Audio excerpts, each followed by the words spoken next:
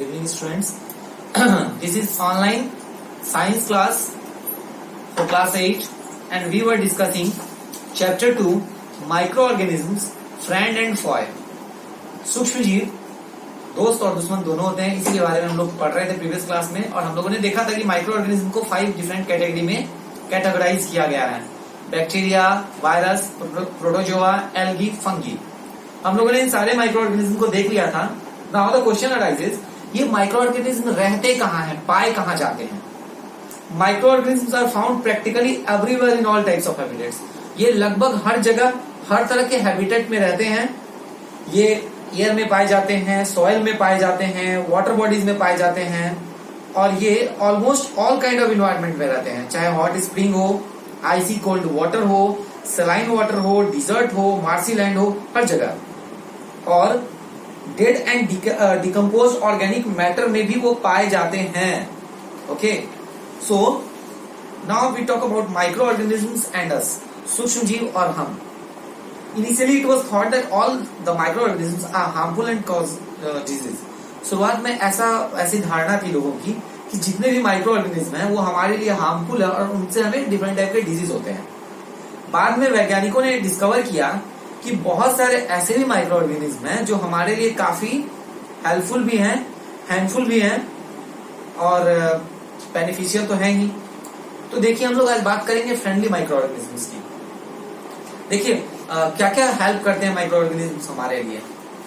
Micro organisms are utilized in the making of curd, bread and cake. दही, bread और cake बनाने में help करते हैं। They are used in the production of alcohol, wine and acetic acid. Alcohol, शराब बनाने में, vinegar बनाने में हेल्प करते हैं ये। They are used in preparation of medicine called antibiotic. Antibiotic जिन्हें हम लोग कहते हैं, वैसी दवाइयों को बनाने में भी ये हेल्प करते हैं। ये एग्रीकल्चर लैंड की फर्टिलिटी को भी बढ़ाने में हेल्प करते हैं, नाइट्रोजनस कंपाउंड्स को फिक्स करके सॉइल में।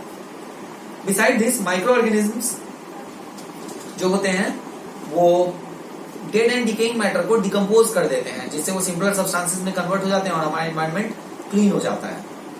हम लोग एक एक करके इनके बेनिफिशियल इफेक्ट को आज पढ़ेंगे। सबसे पहले हम लोग देखेंगे मेकिंग ऑफ कर्ड।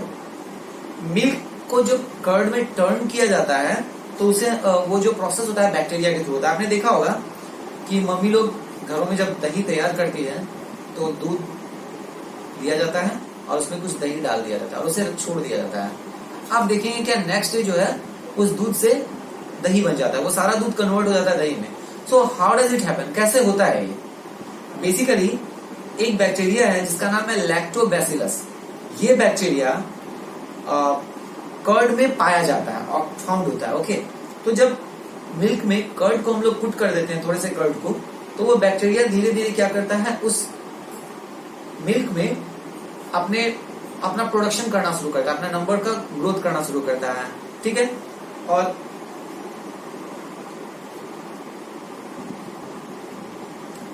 फिर क्या होता है, ये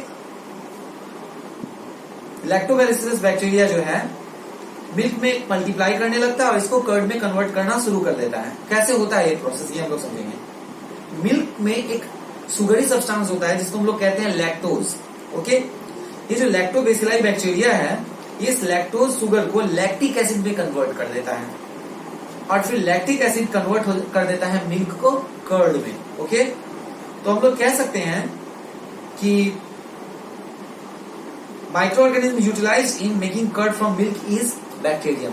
तो जिस माइक्रो ऑर्गेनिज्म का यूज होता है मिल्क से कर्ड बनाने में, वो एक बैक्टीरिया है और इसका नाम है lactobacillus.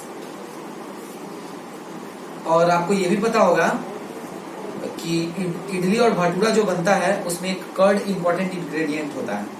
Now we will talk about making of bread. Bread कैसे तैयार होता है? यीस्ट का यूज किया जाता है बेकरी इंडस्ट्री में ब्रेड बनाने के लिए।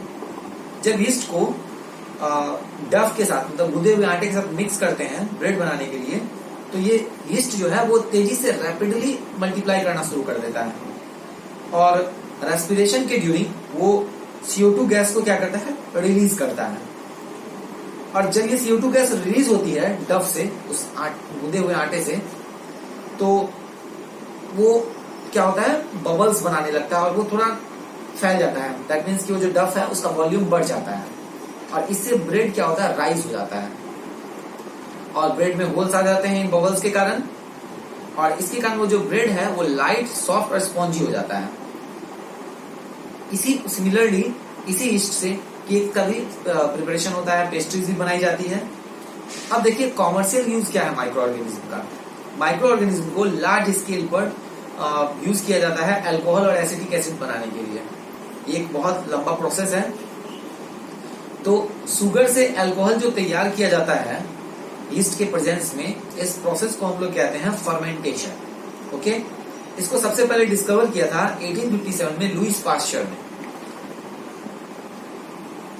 अपने इस एक्सपेरिमेंट को कंप्लीट करने के लिए उन्होंने नेचुरल शुगर पर यीस्ट को ग्रो कराया, लाइक बार्ली, मेज, राइस, केन जूस, और ये इस यीस्ट ने क्या किया, इन शुगरी सब्सटेंस को अल्कोहल में कन्वर्ट कर दिया, और इस अल्कोहल का बहुत सारे कामों में यूज होता है। और यही जो बैक्टीरियाज हैं वो इस अल्कोहल को एसिटिक एसिड में कन्वर्ट कर देते हैं। तो बहुत सारे बेनिफिशियल इफेक्ट हैं। अब देखिए मेडिसिनल यूज भी है माइक्रो ऑर्गेनिज्म का। कुछ ऐसे माइक्रो ऑर्गेनिज्म है या कुछ ऐसे बैक्टीरिया और फंगी है जिनका यूज किया जाता है मेडिसिन बनाने में, एंटीबायोटिक बनाने में, like penicillin, streptomycin, erythromycin, tetracycline.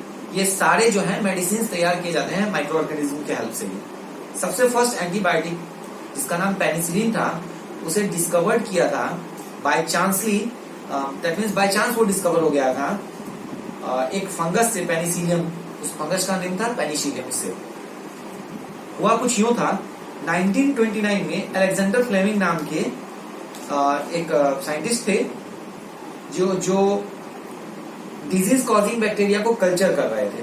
तभी उन्होंने देखा क्या कि उनके कल्चर प्लेट्स पर कुछ ग्रीन फंगस जो है उसके स्पोर्स बन गए हैं।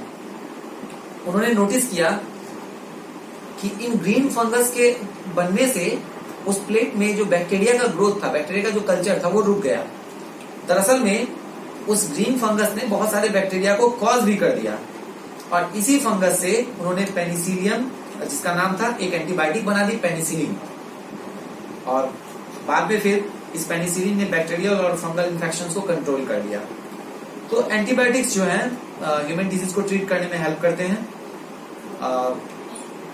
यहां तक कि एंटीबायोटिक्स जो होते हैं बहुत ज्यादा हेल्पफुल होते हैं हमारे बॉडी के इम्यूनिटी को, डिफरेंट टाइप के डिजीज से लड़ने की ताकत को बढ़ाने में भी, बट वायरस पर इनका कोई इफेक्ट नहीं पड़ता है।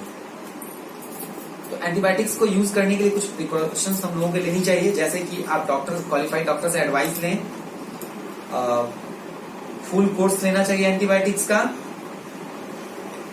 डॉक्टर के प्रॉपर एडवाइस से उसका एक प्रॉपर डोज लेना चाहिए, अननेसेसरीली एंटीबायोटिक्स का यूज नहीं करना चाहिए, और बहुत सारे एनिमल्स डिजीज को ट्रीट करने में भी एंटीबायोटिक्स का यूज होता है।